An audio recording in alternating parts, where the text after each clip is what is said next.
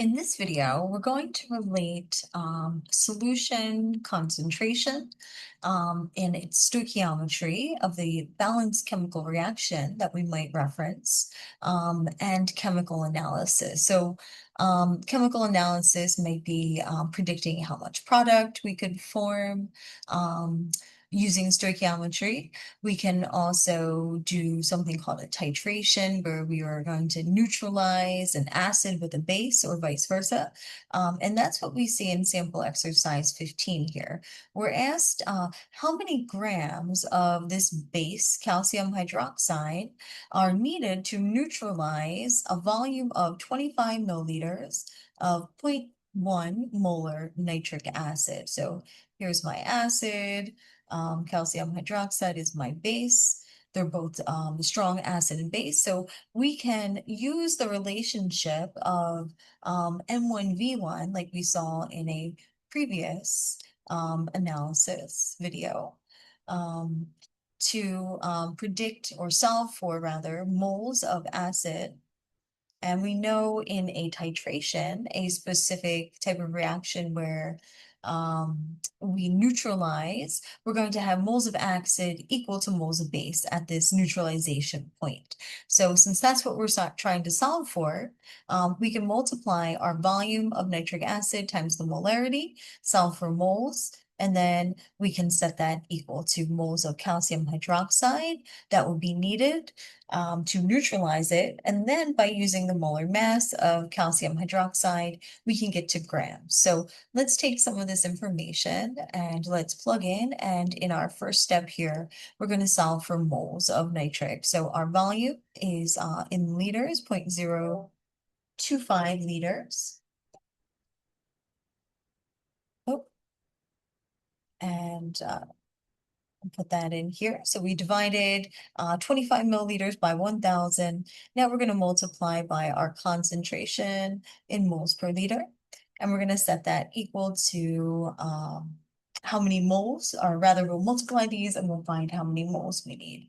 So I'm going to change to scientific notation to save some space. So this is going to be 2.5 times 10 to the negative third moles of acid. So we're going to need the same amount of moles of calcium hydroxide to reach the equivalence point, or to neutralize our acid. So to go from moles to moles, we would need the balanced reaction. So at this point, let's balance here, or I'm just going to write out our balanced reaction.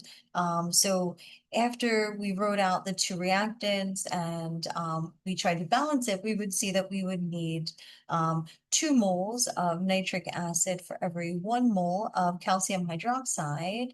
And that would produce 2 moles of liquid water as a product and 1 mole of calcium nitrate.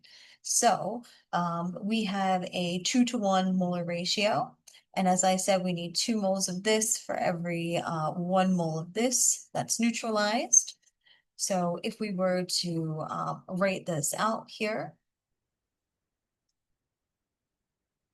to convert, we're going to need, right, let's write out what we solved for. So 2.5 moles of my nitric being present, and this we would just say is our nitric acid, right? Our HNO3 rather, because we know that we have this 2-to-1 molar ratio. So I'm going to say for every 2.5 moles of this, right, I need 2 moles of nitric to neutralize 1 mole of calcium hydroxide. So it's going to be like I'm dividing by 2. So I need 0.0125 moles of my calcium hydroxide. And now I'm going to take that number and I'm going to multiply my amount of moles by the molar mass. So for every 1 mole, that is 74.1 grams. Right, this is calcium hydroxide. So I went to the periodic table, I added up 40.05 for calcium, 2 oxygen, so 32, and then plus 2 more. So that's where I got that molar mass.